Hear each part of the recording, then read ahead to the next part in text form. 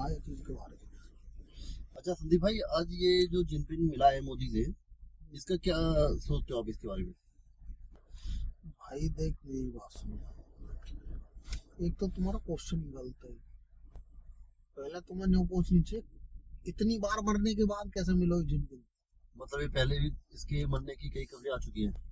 यार और न्यू क्या जाएगा? देखो ना तुम कि हमारी सोशल मीडिया ने कोई 10 बार तो जिनपिंग मार दिया, और कोई नेशनल मीडिया ने कोई 25-30 बार जिनपिंग मार दियो है।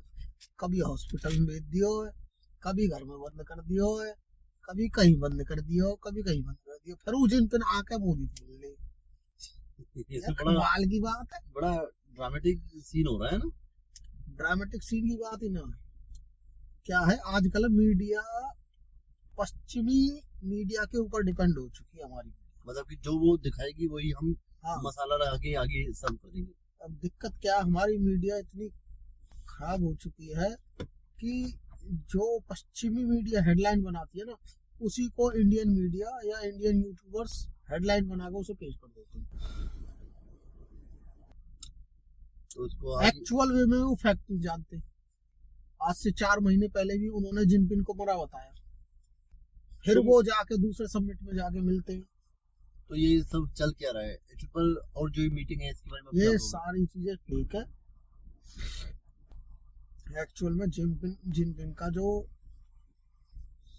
चाइना में कंट्रोल है हम्म, वो पूरी तरह से पक्का है। जो ये बताई फुल जाती है, ताना चाहिए उसकी। हाँ फुल। वो अब पीपल लिबरेशन ऑफ आर्मी नहीं है, वो जिनपिन लिबरेशन ऑफ आर्मी बन चुकी है।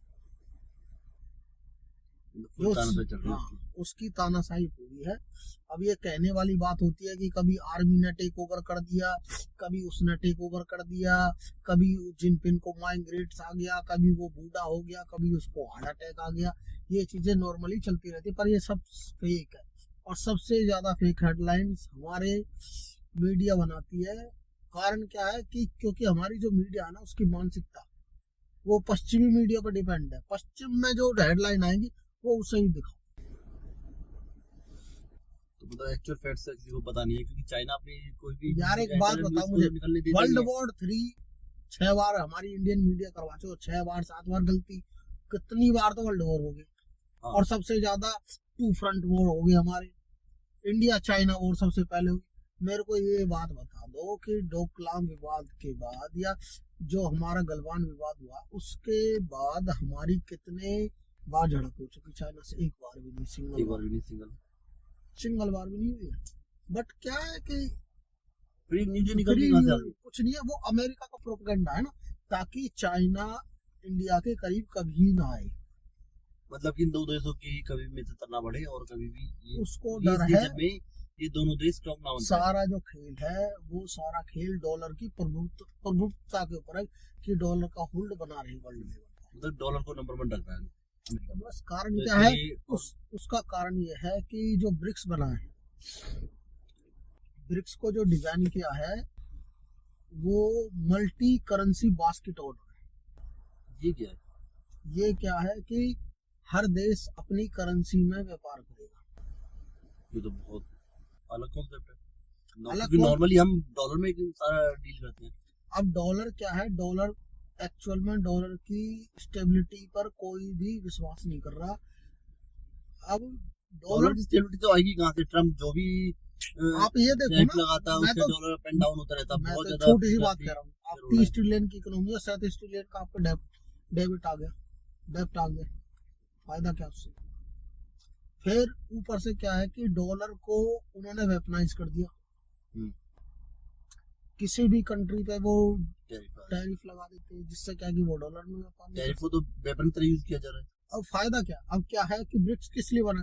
ताकि मल्टी करेंसी, कोई भी देश की करेंसी दूसरे देश की करेंसी में व्यापार कर सके। बट इन्होंने क्या है, ब्रिक्स को इस तरीके से डिजाइन बनाया ताकि इसका एक बैंक भी बनेगा आने वाले समय में, ब्रिक्स बैंक, ब्रिक्स बैंक। उसमें क्या होगा कि ब्रिक्स के जितने सदस्य होंगे, ताकि ये वो अपने पैसे को एक्सचेंज कर सके उस बैंक हाँ, के थ्रू, और ये इजी। स्वाइप सिस्टम से निकलने का एक तरीका है। स्वाइप सिस्टम ये डॉलर ने बनाया है।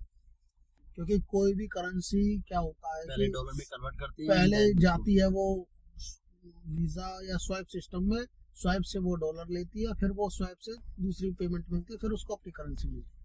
बट इनका क्या है कॉन्सेप्ट है, ये मल्टी करेंसी बास्केट है, जिसको जहां से जिस करेंसी की जरूरत होगी वो वहां से वो करेंसी उठा के उसमें पेमेंट कर देगा।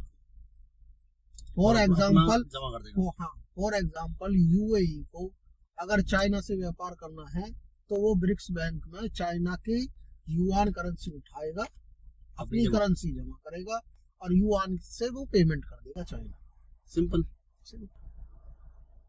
इसीलिए ब्रिक्स को बनाए ताकि कोई भी आने वाले समय में तो इसमें किसी क्या भी है कि करेंसी को वेपन ना बना हाँ, इसमें क्या है कि हम आपस में जो भी देश हैं आपस में व्यापार कर पाएंगे, उसमें कोई अमेरिका का कोई रोल नहीं होगा। हाँ, इसमें फिर ये है ना कि कोई भी देश अपनी करेंसी को वेपनाइज नहीं कर पाएगा, ना ही किसी पर टैरिफ ठोक पाएगा, कुछ भी नहीं कर पाएगा। और ऊपर से क्या है कि डॉलर को गोल्ड से अलग कर दिया है, वो एक सिर्फ अब इस कागज के समान है। कल को अमेरिका डॉलर बॉन्ड इशू करता है, कल को उसकी करेंसी कोलैप्स हो जाती है, फॉर एग्जांपल कोलैप्स होने के बाद आपको उसके एवज में कुछ नहीं मिल सकता। अब अमेरिका अपने आप को बचाने के लिए इन चीजों बिटकॉइन और बड़े बड़े बिलियनियर्स है, वो अपने आप को बचाने के लिए सारा गोल्ड में इन्वेस्ट कर रहे हैं। गोल्ड सबसे सेफेस्ट करेंसी, गोल्ड तो गोल्ड करेंसी हो गई, सेफेस्ट करेंसी है गोल्ड अब करेंसी। दिक्कत क्या है कि डॉलर पे लोगों का विश्वास उठता जा रहा है।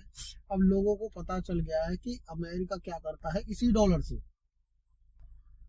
टू बकेट थ्योरी, मैं जिस चीज को कहूंगा, एक कंट्री में वो एड देता है और दूसरी कंट्री को वो हथियार देता है, जैसा हम यूक्रेन और रशिया बारे में देख रहे हैं। वो इसलिए करा जाता है ताकि उससे क्या है कि इजराइल, हाँ, इजराइल और तुम्हारा समझ फिलिस्तीन, इंडिया, पाकिस्तान, ये टू बकेट थ्योरी है।